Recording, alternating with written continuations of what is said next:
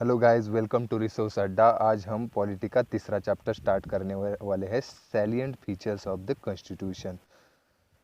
Indian constitution है जो बहुत सारे कंट्रीज़ के कॉन्स्टिट्यूशन से बोरो किया है, लेकिन उसमें बहुत सारे यूनिक फीचर्स भी है। मतलब हमने जो बहुत सारे कंट्रीज़ का कॉन्स्टिट्यूशन पढ़ा, लेकिन उसका मतलब सिंथेसाइज करके हमें जो इम्पोर्टेंट लगा वैसे उससे हमारा कॉन्स्टिट्यूशन बना है। ओके। जो हमने 1949 में कॉन्स्टिट्यूशन अडॉप्ट किया था उसमें बहुत सारे चेंजेस हो गए। हमें पता है कि ऑलमोस्ट अभी 104 अमेंडमेंट हो चुके हैं। उसमें से 42nd जो अमेंडमेंट था वो इतना बड़ा था कि उसको मिनी कॉन्स्टिट्यूशन बोलते हैं। ओके। बाद में आता है केशवानंद भारती केस, कब? 1973 में। तो उसने क्या कहा कि आर्टिकल 368 जो है वो किसके बारे में है? कॉन्स्टिट्यूशनल अमेंडमेंट के बारे में। तो वो बेसिक स्ट्रक्चर जो है हमारा कॉन्स्टिट्यूशन का उसको अल्टर नहीं कर सकते। ओके। तो केशवानंद भारती केस में बेसिक स्ट्रक्चर की कंसेप्ट आ गई। हम अब हमारे कॉन्स्टिट्यूशन के कुछ सैलिएंट फीचर्स देखते हैं। ये जो हमारा कॉन्स्टिट्यूशन है लो लेंदीएस्ट रिटन कॉन्स्टिट्यूशन है। जब वो अडॉप्ट किया था 1949 में, तो उसमें ऑलमोस्ट 395 आर्टिकल, 22 पार्ट और 8 शेड्यूल्स थे। अभी मतलब प्रेजेंटली इन 2019 अभी इसमें 470 articles divided into 25 parts and 12 schedules है। ओके।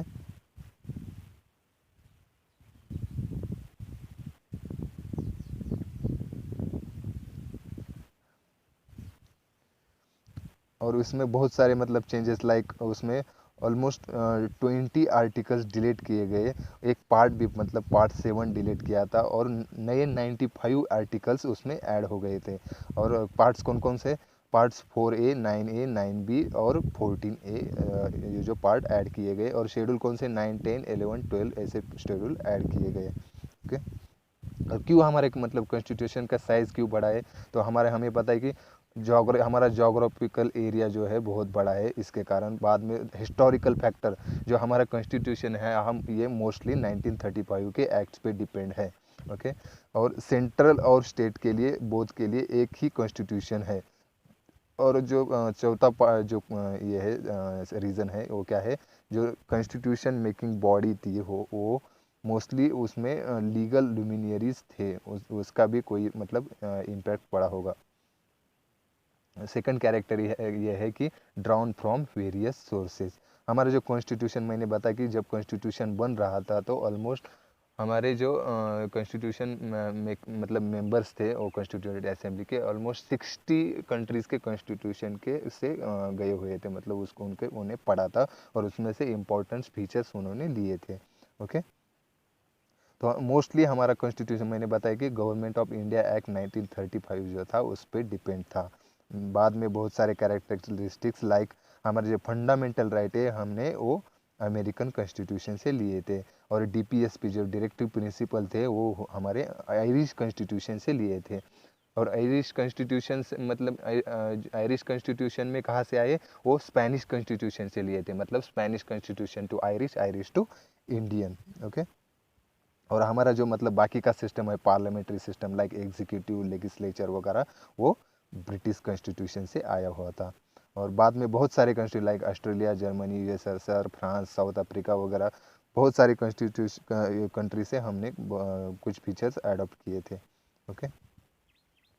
बाद में नेक्स्ट फीचर है blend of rigidity and flexibility.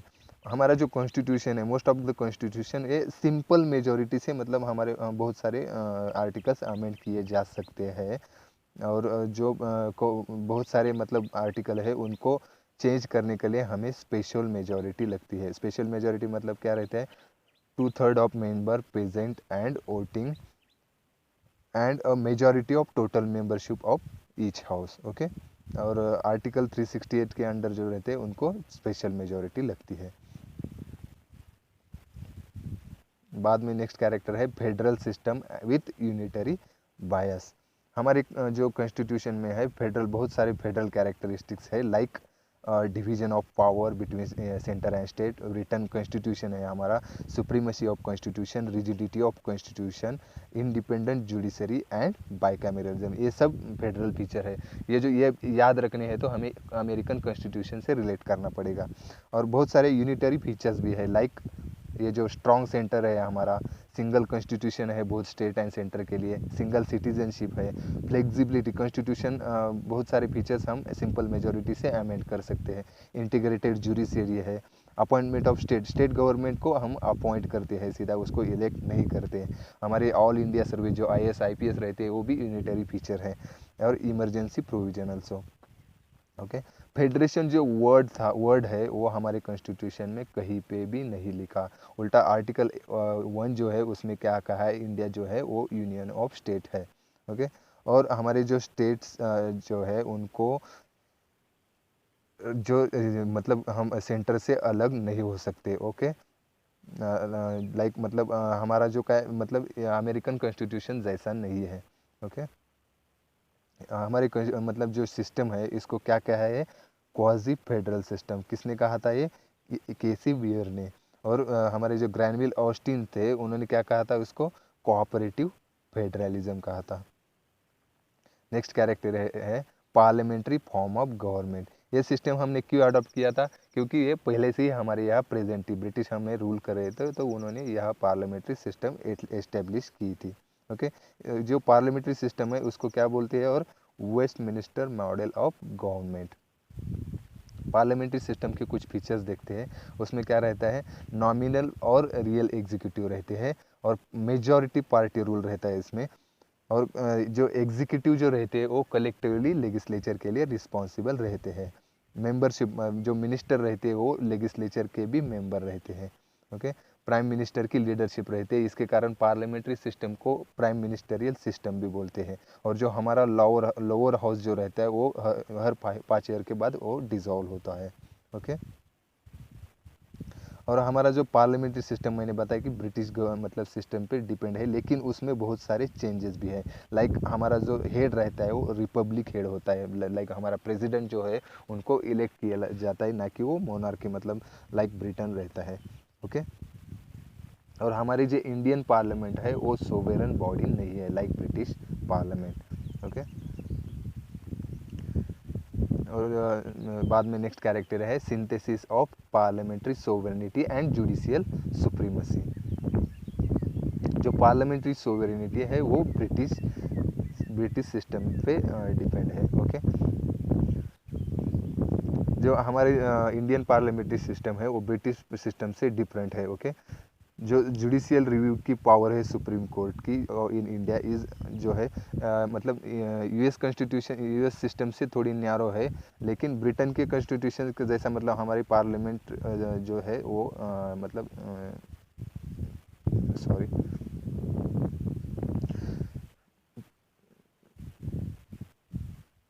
Let's start again. जो हमारा मतलब जो इंडियन पार्लियामेंट्री सिस्टम है वो ब्रिटिश सिस्टम से अलग है। हमारे यहाँ जुडिशियल रिव्यू का जो स्कोप है वो ब्रिटिश मतलब US सिस्टम से नैरो है। ओके, अमेरिका मतलब अमेरिका के यहाँ मतलब जो सिस्टम है उसको क्या बोलते हैं, उसको due process of law. Okay, उसको क्या बोलते हैं, ड्यू प्रोसेस ऑफ लॉ। और हमारे यहाँ क्या रहता है, procedure establish by law. Okay, तो हमारे मतलब से जो कॉन्स्टिट्यूशन के फ्रेमर थे उन्होंने क्या किया, ब्रिटिश सिस्टम और US सिस्टम को उनको सिंथेसाइज करके जो मतलब हमारे सिस्टम बनाई हुई है। ओके, बाद में नेक्स्ट कैरेक्टर है integrated and independent judiciary. Okay, हमारी जो जुडिशियल सिस्टम है वो इंटीग्रेटेड है, मतलब सेंटर और स्टेट के लिए एक ही जुडिशियल सिस्टम है। ओके, उसमें सुप्रीम कोर्ट टॉप में रहता है और बाकी की मतलब सिस्टम है उसके अंडर रहती है। ओके, सुप्रीम कोर्ट के अंडर रहते हैं हाई कोर्ट के अंडर बाकी के सबऑर्डिनेट कोर्ट रहते हैं। ओके, यूएसए में कैसा रहता है, स्टेट्स के लिए डिफरेंट जुडिशियल सिस्टम रहती है। ओके, और हमारा सुप्रीम कोर्ट जो है उसको फेडरल कोर्ट जो कहते हैं, और जो मतलब हमारे सिटीजन्स के फंडामेंटल राइट है उसका गारंटर भी बोलते हैं सुप्रीम कोर्ट को। बाद में देखते हैं जो हमारे उसमें बाद में लिखा है, नेक्स्ट कैरेक्टर है फंडामेंटल राइट्स। हमारे मतलब पार्ट फंडामेंटल कहाँ मेंशन है, पार्ट 3 में। उसमें कितने फंडामेंटल, टोटल 6 फंडामेंटल राइट लिखे हैं। तो उसमें कौन से right to equality, right to freedom, right against exploitation, right to freedom of religion, culture and educational rights, and right to constitutional remedy. Original इसमें एक और एक्स्ट्रा एक्ट था, राइट टू प्रॉपर्टी, लेकिन इसको रिमूव कर दिया और वो कहाँ ऐड कर दिया, आर्टिकल 300A। और फंडामेंटल राइट जो रहते हैं वो किसके लिए, हमारे पॉलिटिकल डेमोक्रेसी है उसको प्रमोट करने के लिए फंडामेंटल राइट आती है। और हमारे DPSP जो रहते हैं, डायरेक्टिव प्रिंसिपल, वो किसके लिए, सोशल और इकोनॉमिकल डेमोक्रेसी के लिए। तो जो एग्री पर्सन मतलब किसी का फंडामेंटल राइट ब्रीच हो गया तो वो डायरेक्टली सुप्रीम कोर्ट के तरफ जा सकता है रिस्टोर फंडामेंटल राइट को रिस्टोर करने के लिए। In case of national emergency हमें पता है कि जो फंडामेंटल राइट है वो सस्पेंड किए जाते हैं, एक्सेप्ट कौन से, आर्टिकल 20 एंड 21। बाद में नेक्स्ट है DPSP कहाँ से लिए थे, हमें पता है आयरिश कॉन्स्टिट्यूशन से। डॉक्टर BR अम्बेडकर उसको क्या बोलते हैं, novel feature of the constitution. और वो 3 ब्रॉड कैटेगरी में क्लासीफाई किए हुए हैं, socialist, Gandhian and liberal intellectuals. यहाँ पे मैंने बताया कि वो डायरेक्टिव प्रिंसिपल किसके लिए, social and economic democracy promote करने के लिए। एंड मतलब कॉन्स्टिट्यूशन में किसकी पावर ज़्यादा है, मतलब फंडामेंटल और DPSP। तो मिनर्वा मिल्स केस जो हुई थी 1980 में, उन्होंने कहा कि हमारा जो कॉन्स्टिट्यूशन है वो ऑन द बेडरॉक, मतलब वो बैलेंस पे, मतलब कौन से फंडामेंटल राइट और DPSP के बैलेंस पे रुका हुआ है। बाद में आता है फंडामेंटल ड्यूटीज़। ओके, ओरिजिनली हमारे जो कॉन्स्टिट्यूशन बना था इसमें फंडामेंटल ड्यूटीज़ नहीं थी। ओके, बाद में जब 42nd अमेंडमेंट हुआ कब, 1976 में, और बाद में और एक 86th अमेंडमेंट जब हुआ था 2002 में, तो उसमें टोटल 11 फंडामेंटल ड्यूटीज़ ऐड की गई। और उसके लिए एक कमेटी बिठाई थी, कौन सी, Swaran Singh committee, fundamental duties के लिए। फंडामेंटल ड्यूटीज़ कहाँ पे ऐड है, नया पार्ट ऐड किया था इसके लिए, पार्ट 4A। ओके, और आर्टिकल 51A में टोटल 11 फंडामेंटल ड्यूटीज़ है।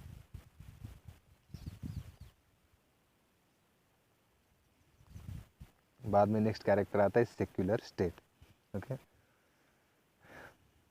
सेक्युलर मतलब यहाँ पे हमारा जो सेक्युलरिज्म का कंसेप्ट है वो बाकी कंट्री से अलग है, क्योंकि हमारे यहाँ एक पर्टिकुलर रिलीजन को प्रमोट नहीं किया जाता। मतलब सभी रिलीजन को हम प्रमोट कर सकते हैं, लेकिन एक पर्टिकुलर रिलीजन को प्रमोट नहीं कर सकते। इसको क्या बोलते हैं, सर्वधर्म समभाव। और ये हमारी जो है पॉजिटिव कंसेप्ट ऑफ सेक्युलरिज्म है, याद रखिएगा। बाकी जो कंट्रियों की सेक्युलरिज्म की कंसेप्ट है, मतलब वो क्या करते हैं, रिलीजन को स्टेट से अलग रखते हैं। ओके, हमारे यहाँ रिलीजन और स्टेट्स को अलग नहीं किया जाता, लेकिन जो बाकी मतलब एक ही रिलीजन को वो प्रमोट नहीं करते, बाकी सब मतलब एक साथ सभी रिलीजन को प्रमोट किया जा सकता है। इसको क्या बोलते हैं, सर्वधर्म समभाव। और जो सेक्युलर टर्म है वो प्रीएम्बल में कब ऐड की थी, 42nd अमेंडमेंट में 1976 में। ओके,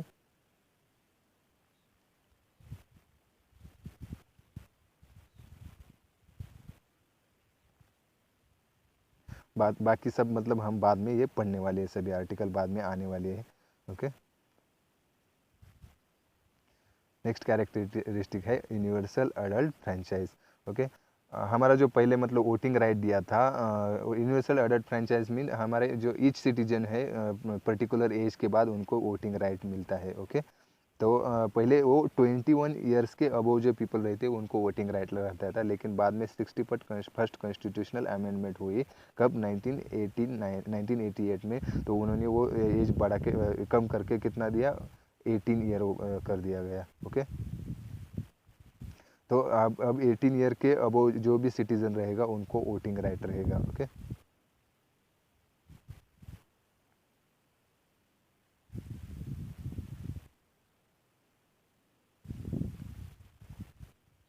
तो हमारा जो मतलब क्या रहता है, यूनिवर्सल अडल्ट फ्रेंचाइज है उसको बढ़ाने का रीज़न क्या है, मतलब हम मैक्सिमम मतलब हमारे जो लीडर है उसको पीपल्स को रिस्पॉन्सिबल बना रहे हैं।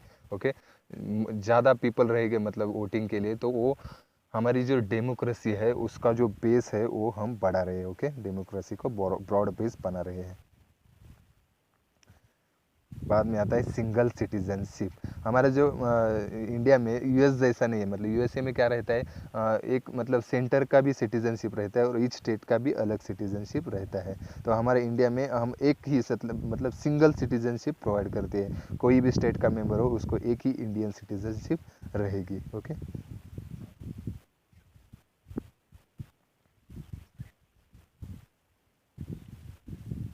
बाद में आता है इंडिपेंडेंट बॉडीज।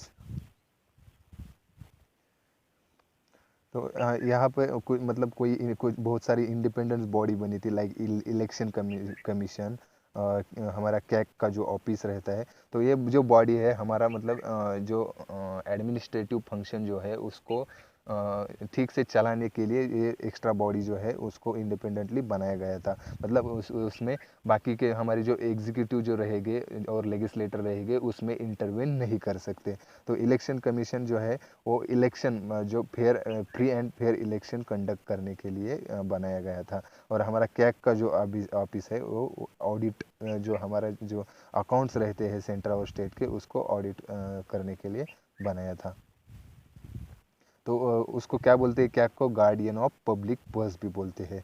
ओके, बाद में दूसरा इंडिपेंडेंट ऑफिस कौन सा है, हमारा UPSC, to conduct all India services.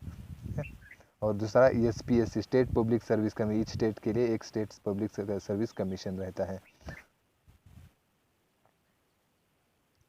तो ये बॉडीज़ क्यों, मतलब हम मैंने बताया कि जो हमारे की स्टेट्स की एडमिनिस्ट्रेशन है वो सुपेरियर बनाने के लिए एक एक्स्ट्रा मतलब इंडिपेंडेंट बॉडीज़ बनाई गई थी।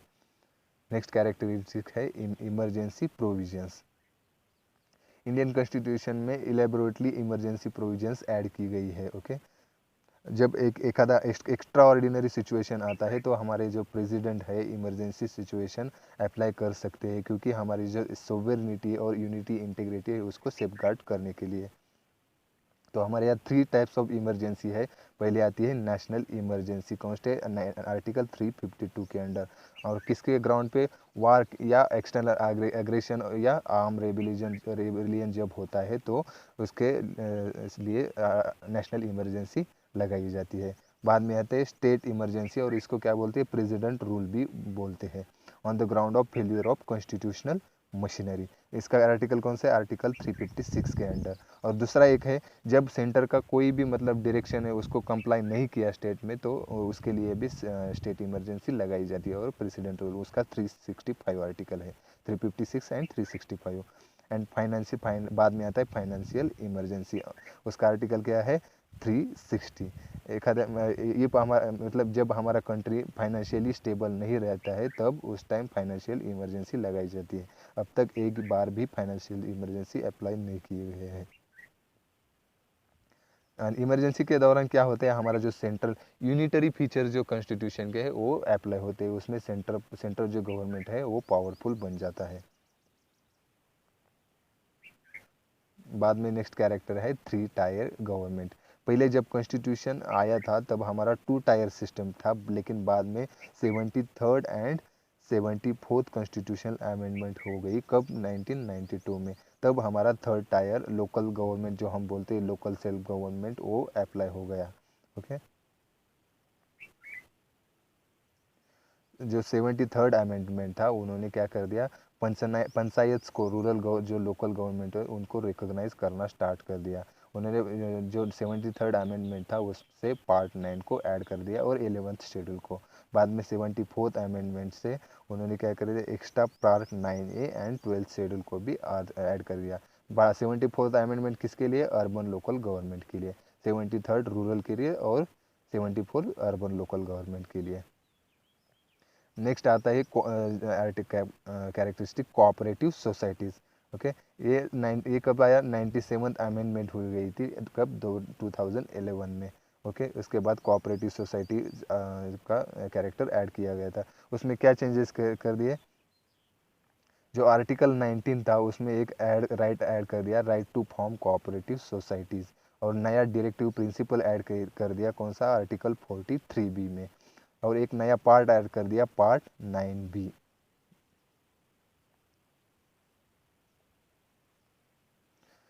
हमारे कॉन्स्टिट्यूशन को जो है क्रिटिसाइज किया जाता है, कौन से कारण उसको, मतलब हमारा कॉन्स्टिट्यूशन जो है बहुत सारे कॉन्स्टिट्यूशन से बोरो किया गया है, तो इसको क्या बोलते हैं, बोरोड कॉन्स्टिट्यूशन। ओके, इसमें बाकी की मतलब चीज़ें याद रखने की जरूरत है, सिर्फ मतलब कौन से क्रिटिसिज्म होता है इसका मतलब हम देखेंगे। पहला हो गया, बाद में कार्बन कॉपी ऑफ 1935 एक्ट। मैंने बताया कि बहुत सारा कॉन्स्टिट्यूशन हमारा जो है 1935 के एक्ट पे डिपेंड है, तो इसके कारण उसको क्या बोलते हैं, borrowed copy of article, sorry 1935 act.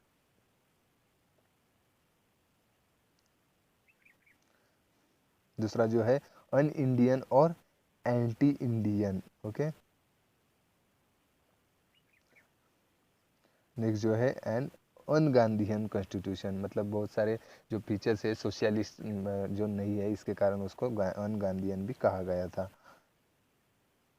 बाद में आता है एलिफेंटाइन साइज, इतना बड़ा साइज है हमारे कॉन्स्टिट्यूशन का, इसके कारण। नेक्स्ट है पैराडाइज ऑफ लॉयर, बहुत सारे जो हमारे मेंबर्स थे कॉन्स्टिट्यूएंट असेंबली के, तो वो लॉयर्स थे, इसके कारण क्या बोलते हैं, पैराडाइज ऑफ लॉयर्स। ओके, बाद में ये पार्ट्स दिए गए हैं, ये कॉन्स्टिट्यूशन जो डिवाइड किया था 22 पार्ट में, वो दिया गया है। Okay, okay, thank you guys.